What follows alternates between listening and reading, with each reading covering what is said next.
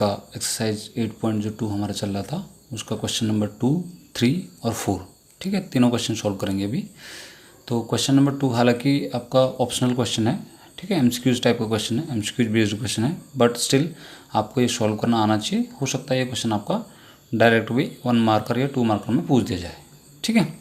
चलिए स्टार्ट करते हैं फर्स्ट क्वेश्चन। तो क्वेश्चन नंबर 2 का फर्स्ट पार्ट आपके सामने लिखा हुआ, देखिए लिखा है 2, 10, 30, ठीक है, अपॉन में 1 + 10 स्क्वायर 30 इक्वल्स टू क्या होगा, आपसे ये पूछ रहा है।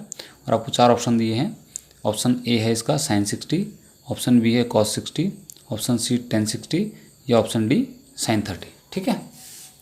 चलिए अब इसको सॉल्व करते हैं। देखिए ये लिखा है 2, 10, 30, तो 2 का तो 2 रहेगा, ठीक है, इंटू 10, 30, 10, 30 की वैल्यू क्या होती है, 10, 30 की वैल्यू होती है 1/√3, ठीक है, अपॉन में 1 + 10 स्क्वायर 30, तो 10, 30 की वैल्यू क्या थी अभी 1/√3 थी, तो इसको हमने क्या कर देना स्क्वायर, ठीक है, इक्वल्स टू क्या बन के आएगा देखिए आप। तो 2 के मल्टीप्लाई 1 के साथ हो जाएगी, बन जाएगा 2 अपॉन में √3 अपॉन, यहाँ इसको सॉल्व करते हैं 1 + 1 का स्क्वायर करेंगे तो हमें मिलेगा 1 अपॉन में √3 का स्क्वायर करेंगे तो हमें मिलेगा 3, ठीक है। अब नीचे एलसीएम ले लेते हैं, तो ये बनेगा 2 अपॉन √3, तो ऊपर था ही, अब जो नीचे है ये 3 बन जाए 3 + 1 4, ठीक है, ये बन गया 4/3। अब क्या कर देंगे, जब फ्रैक्शन के नीचे फ्रैक्शन हो तो हम इसका रेसिप्रोकल कर देते हैं। अब ये 3 जो है इस 2 के साथ मल्टीप्लाई में आ जाएगा, और जो 4 है ये इस √3 के साथ मल्टीप्लाई में आ जाएगा। तो क्या बनेगा, ये बनेगा देखिए 2 अपॉन √3 मल्टीप्लाई, ये ऊपर जाकर रेसिप्रोकल हो जाएगा, मतलब ऊपर चले जाएगा 3 और नीचे आ जाएगा 4, ठीक है। देखिए इस 2 से ये 4 कैंसिल आउट हो गया 2 टाइम्स, तो ये बन के आया आपका, ऊपर है 3 और नीचे बन गया आपका 2√3, ठीक है। अभी थोड़ा इसको और सॉल्व करेंगे हम। देखिए जो 3 है ऊपर न्यूमरेटर में, इसको हम लिख सकते हैं √3 मल्टीप्लाई √3, ठीक है। 3 जब टूटेगा तो √3 × √3 में टूट जाएगा, और नीचे आपके पास है 2 × √3, ठीक है। तो एक √3 से ऊपर एक √3 कैंसिल आउट, आपके पास क्या बचा, आपके पास बचा √3/2, तो ये आपका आंसर हो गया। अब लेकिन आपके जो ऊपर ऑप्शन है देखिए, आपके ऑप्शन किस फॉर्म में है, ये दिया है आपको cos 60, sin 60, tan 60 और sin 30। आपको चेक करना है कि √3/2 किसकी वैल्यू होती है, ठीक है। तो √3/2 अगर आप चेक करोगे तो ये वैल्यू होती है sin 60 की, ठीक है। ये किसकी वैल्यू होती है, ये वैल्यू होती है sin 60 डिग्री की। तो आपका ऑप्शन नंबर जो ए है वो करेक्ट हो जाएगा, ठीक। चलिए अब चलते हैं क्वेश्चन नंबर 2 की तरफ। तो क्वेश्चन नंबर 2 आपके सामने है। क्वेश्चन नंबर 2 का सेकंड पार्ट ये है 1 - 10 स्क्वायर 45 अपॉन 1 + 10 स्क्वायर 45। तो क्या बनेगा, देखो 1 का 1, ये दूसरे पेन से करता हूँ, ये आपका 1 का 1 माइनस 10 स्क्वायर 45। अच्छा 10 45 की वैल्यू होती है 1, तो 1 का स्क्वायर करोगे तो उससे कोई फर्क नहीं पड़ेगा, 1 ही आएगा, ठीक है। और नीचे है आपका 1 + 10 स्क्वायर 45, ये भी है, तो इसकी वैल्यू भी क्या हो जाएगी 1 ही होगी। तो आ गया 1 - 1 अपॉन में 1 + 1, 1 - 1 क्या बनेगा, ये बनेगा 0, 0/2। तो जब भी कोई डिजिट 0 से डिवाइड होती है, ठीक है, तो उसका आंसर हमेशा क्या होता है 0 होता है। तो देखिए आपके पास 4 ऑप्शन हैं, 10, 90, ठीक है, 10, 90 तो इन्फिनाइट होता है, 1 वैल्यू है नहीं, sin 45 की वैल्यू 1/√2 होती है, बाकी बचा आपके पास ऑप्शन 0, तो इसका ऑप्शन नंबर डी क्या हो जाएगा, करेक्ट हो जाएगा, ठीक है। अब बढ़ते हैं पार्ट थर्ड की तरफ। तो पार्ट थर्ड में आपको दिया है sin 2a = 2 sin a is true when a = जब a की वैल्यू क्या होगी। अभी आपको 4 ऑप्शन दिए, देखो पहला ऑप्शन है 0 डिग्री, 30 डिग्री, 45 डिग्री और 60 डिग्री। चलिए इसको सॉल्व करते हैं। अच्छा अब ये जो sin 2a है, इसका एक फार्मूला होता है जो आपको +1 में जाके मिलेगा, ठीक है। तो इसका फार्मूला होता है sin 2a = होता है 2 sin a cos a, ठीक है, ये इसका फार्मूला होता है। और इक्वल्स टू आपको किसके बराबर दिया है 2 sin a के बराबर, ठीक है। तो हम एक काम करते हैं, देखो आप चाहो तो 2 sin a से 2 sin a डायरेक्ट यहाँ पे कैंसिल आउट कर सकते हैं। तो ये ऐसा बन जाएगा cos a इक्वस टू ये 2 sin a cos a के साथ मल्टीप्लाई में उठा के हम इसको इधर ले आए, तो ये बन गया 2 sin a डिवाइड में अगेन 2 sin a। तो ये पूरा कैंसिल आउट हो गया। तो यहाँ से जो cos a की वैल्यू बनी वो बनी 1। अब 1 के फॉर्म में तो आपको आंसर दिया नहीं है ना, यहाँ आपका आंसर 1 आया है, लेकिन a के फॉर्म में आपको आंसर दिया नहीं है। तो हमको ये चेक करना है कि cos a की वैल्यू 1 कहाँ पे होती है। तो अगर आपको थोड़ा सा वैल्यूज पता है तो साइन जो 90 डिग्री होता है वहाँ पे वैल्यू 1 होती है, तो उसका बिल्कुल ऑपोजिट कर दो cos के केस में। तो cos 0 डिग्री जहाँ पे होता है वहाँ पे cos की वैल्यू क्या होती है 1 होती है। तो इसका आंसर हो जाएगा 0 डिग्री। ठीक है, चलिए अब चलते हैं पार्ट 4 जो लास्ट पार्ट है इसकी तरफ। तो लिखा है 2 tan 30 डिग्री अपॉन में 1 माइनस tan स्क्वायर 30 डिग्री। अच्छा ऐसा क्वेश्चन तो हमने शायद किया है नहीं, हाँ ठीक है। क्वेश्चन देखो दोनों सेम ही है, फर्स्ट और फोर्थ ऑलमोस्ट सेम ही है, बस वहाँ भी 2 tan 30 है, यहाँ पे भी 2 tan 30 है, यहाँ 1 प्लस tan स्क्वायर 30 है, यहाँ पे 1 माइनस tan स्क्वायर 30 है। तो चलिए इसको सॉल्व कर लेते हैं, क्या बनेगा। देखिए 2 इंटू tan 30 की वैल्यू क्या बताई थी, ये थी 1/√3 अपॉन में 1 माइनस यह tan स्क्वायर 30 मतलब 1/√3 का होल स्क्वायर। तो ये बन के आएगा आपका 2 के मल्टीप्लाई 1 के साथ, तो बन जाएगा 2/√3 अपॉन में 1 माइनस 1 का स्क्वायर करेंगे तो 1, √3 का स्क्वायर करेंगे तो 3। तो ये बन के आएगा 2/√3 अपॉन में 3 × 3 माइनस 1, ये हो जाएगा 2/3। फिर से वही केस, सबसे नीचे वाला मल्टीप्लाई होकर जाएगा ऊपर वाले के साथ, सबसे ऊपर वाले के साथ, और ये जो बीच वाला है इसके साथ मल्टीप्लाई में आ जाएगा। ठीक है, इक्वल्स टू का साइन लगा के ये बनेगा 2/√3 मल्टीप्लाई में ये 3 चले जाएगा सबसे ऊपर वाले के साथ, तो 3/2 बन गया। 2 से तो 2 कैंसिल आउट हो गया है ना, तो आपके पास क्या बचा, आपके पास बचा 3/√3। तो अभी मैंने आपको बताया था कि जो ये 3 है इसको हम कैसे लिख सकते हैं, इसको लिख सकते हैं √3 इंटू √3 बाई अपॉन में क्या है √3 और एक और है, तो √3 से √3 कैंसिल आउट हो गया। आपका आंसर क्या आ गया, आपका आंसर आ गया √3। अब √3 तो आपका आंसर दिया नहीं है, तो आपको चेक करना है कि किस चीज़ कहाँ पे वैल्यू जो है आपके √3 होती है। तो क्या cos 60 की होती है, जी नहीं। क्या sin 60 की होती है, जी नहीं। क्या tan 60 की होती है, जी हाँ बिल्कुल। tan 60 की वैल्यू क्या होती है, √3 होती है। तो ये आपका आंसर हो जाएगा। ठीक है, अब बढ़ते हैं क्वेश्चन नंबर 3 की तरफ। चलिए अब बढ़ते हैं क्वेश्चन नंबर 3 की तरफ। क्वेश्चन नंबर 3 में कहा बोला गया है if tan a plus B equals to √3 and tan a minus B equals to 1/√3। तो फिर यहाँ कुछ दिया है आपको कि 0 डिग्री और 90 डिग्री के बीच में आपके a और b की वैल्यू आएंगी। a की वैल्यू ग्रेटर देन होगी b से, तो आपको बोल रहा है फाइंड a एंड b। ठीक है, a और b की वैल्यू निकालिए। तो देखिए इसको सॉल्व कैसे करेंगे। तो हमें गिवन है tan a plus B equals to √3।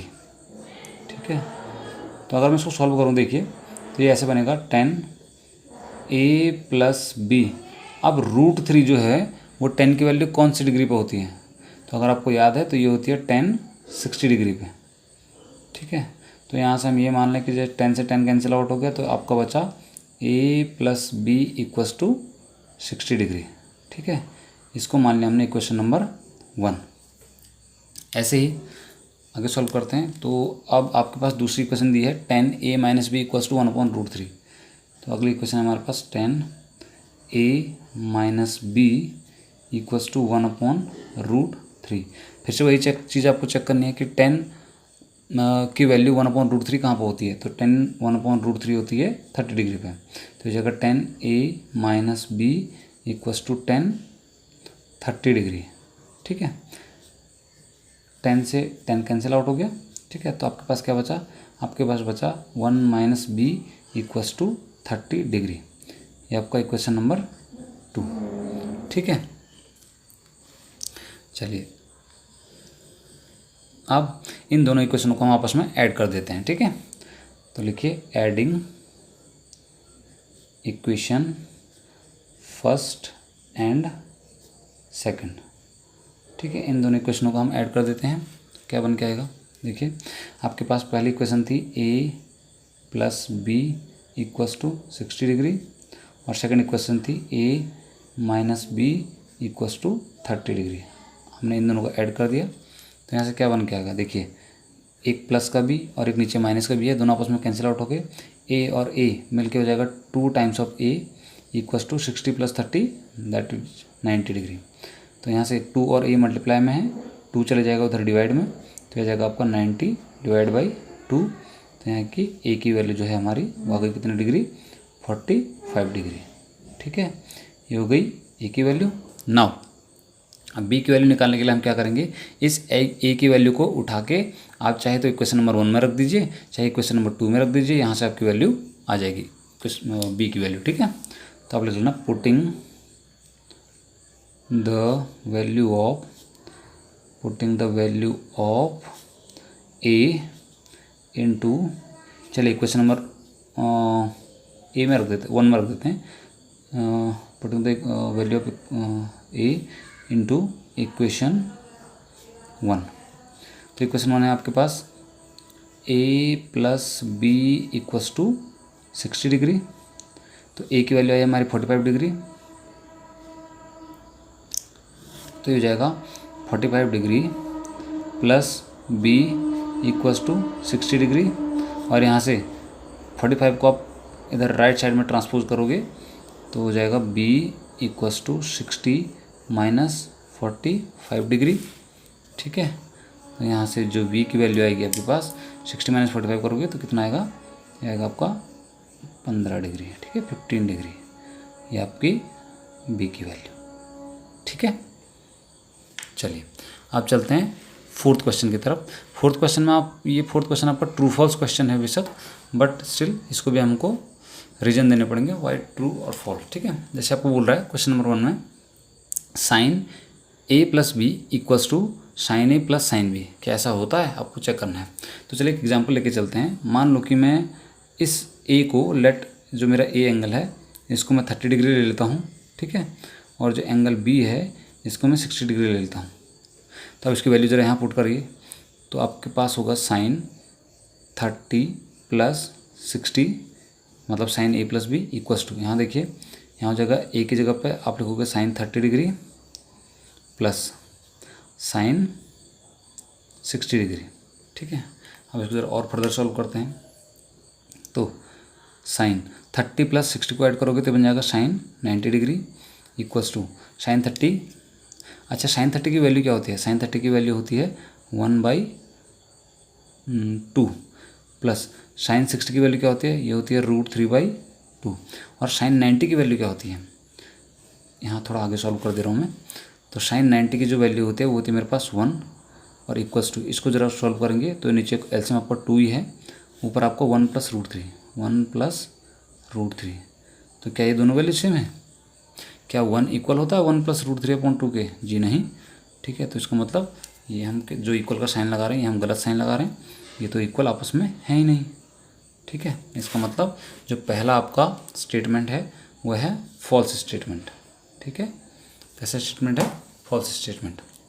अब सेकंड करते हैं, आपको बोल रहा है the value of sine theta increases as theta increases, कि जैसे जैसे थीटा की वैल्यू बढ़ती जाती है बोल आपसे, वैसे वैसे साइन थीटा की वैल्यू भी बढ़ती जाती है। तो चलिए एक थोड़ा सा ज़रा वैल्यू देख लेते हैं। 0 degree, 30 degree, 45 degree, 60 degree and 90 degree.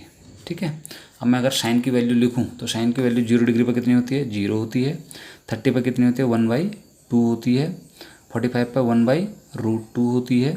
ठीक है, 60 डिग्री पर कितनी होती है, √3/2 होती है। और 90 पर कितनी होती है, 1 होती है। तो अगर आप इनकी वैल्यू को ढंग से चेक करोगे तो देखो पहले सबसे 0 डिग्री पर 0 है, 30 डिग्री पर 1/2, 1/2 को अगर आप सॉल्व करोगे तो 0.5, फिर 45 पर 1/√2, अब इसको सॉल्व करोगे तो 0.6 के अराउंड आएगा आपका। और √3/2 जो 60 डिग्री पे है तो इसको सॉल्व करोगे तो 0.8 के अराउंड आएगा आपका। और लास्ट में आपका 1।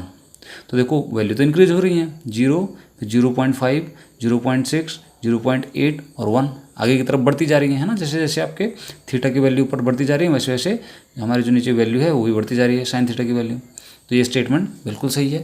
वो बोला जैसे जैसे साइन थीटा इंक्रीज हो रहा है, जैसे जैसे थीटा इंक्रीज हो रहा है वैसे वैसे साइन थीटा की वैल्यू बढ़ रही है। तो बिल्कुल सही बात है, करेक्ट है। ठीक है, चलिए अब थर्ड पे चलते हैं। ये बोला है the value of cos theta increases कि जो कॉस थीटा की वैल्यू है वो बढ़ती जाती है जैसे जैसे थीटा इंक्रीज होता जाता है। ये स्टेटमेंट बिल्कुल रॉन्ग है।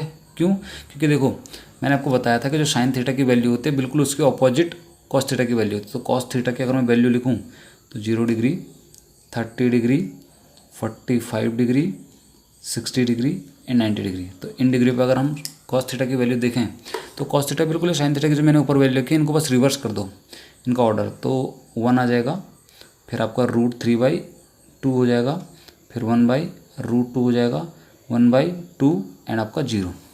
तो ये वैल्यू तो बिल्कुल उल्टी चल रही है ना। साइन थीटा जैसे इंक्रीज हो रहा था आगे की तरफ को, ये वैल्यू जैसे जैसे हम आगे की तरफ को वैल्यूज में थीटा में इंक्रीज करते जा रहे हैं वैल्यू कम होती जा रही है। देखिए जहाँ जैसे यहाँ 1 है, फिर आपका 0.8 बनेगा, 0.6, 0.5 एंड देन 0। जबकि हमसे क्वेश्चन कह रहा है कि the value of cos theta increases, बढ़ रही है, बोला जैसे जैसे थीटा बढ़ रहा है। बिल्कुल गलत बात है। ठीक है, इसका मतलब third part is false statement. चलिए फोर्थ देखते हैं। आपको बोल रहा है sine theta equals to cos theta for all value of theta, कि थीटा की जितनी भी वैल्यू हैं उन सब वैल्यू पे साइन थीटा और कॉस थीटा इक्वल होती हैं। अब जरा मैंने आपके सामने ये लिखी भी है, देखो वैल्यू, क्या आपको सारी की सारी वैल्यू सेम नजर आ रही हैं? क्या 0 डिग्री जो 0 डिग्री है वहाँ पर साइन और कॉस की दोनों की वैल्यू सेम है? जी नहीं, देखो साइन की वैल्यू 0 है, कॉस की वैल्यू 1 है। 30 पे साइन की वैल्यू 1/2 है, कॉस की वैल्यू √3/2 है, तो ये इक्वल तो है नहीं। केवल एक 45 को छोड़ के देखो, 45 पे साइन की वैल्यू और कॉस की वैल्यू दोनों की वैल्यू सेम है, पर इसके अलावा और तो कोई जगह ऐसी नहीं है ना जहाँ पे वैल्यू सेम है।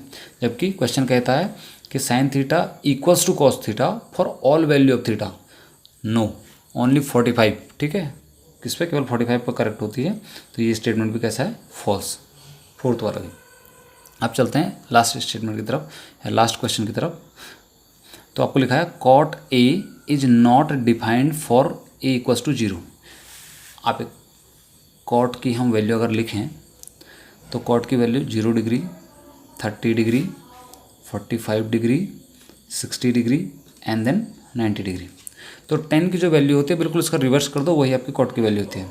तो 0 डिग्री पे तो कॉट की वैल्यू नॉट डिफाइन होती है, बिल्कुल सही बात है। 30 पे इसकी वैल्यू होती है √3, 45 पे होती है 1, 60 पे होती है 1/√3 और 90 पे होती है 0। ठीक है, ये वैल्यू है कॉट की। अब ये हमसे क्वेश्चन में क्या पूछ रहा है? ये पूछ रहा है cot A is not define. Cot A not define है किस पे? जहाँ जब एंगल ए की वैल्यू, सॉरी जो ए है आपका, जब उसमें एंगल 0 है। तो 0 डिग्री पर चेक कीजिए, 0 डिग्री पे कॉट थीटा की जो वैल्यू है वो नॉट डिफाइन ही है, बिल्कुल सही बात है। तो इसका मतलब ये जो आपका लास्ट वाला स्टेटमेंट है दिस इज करेक्ट। तो चलिए अभी आपकी कंप्लीट एक्सरसाइज हो गई। ठीक है, पूरी की पूरी एक्सरसाइज हो गई आपकी फिनिश 8.2। आई होप आपको ये एक्सरसाइज समझ में आ गई होगी। नहीं समझ में आई है तो आप इसको एक और बार रिपीट करके देखिए, आपको आसानी से समझ में आ जाएगी। बहुत आसान सी एक्सरसाइज है। ठीक है, और अगर आपको वीडियो पसंद आई हो तो प्लीज़ लाइक कीजिए। Thank you.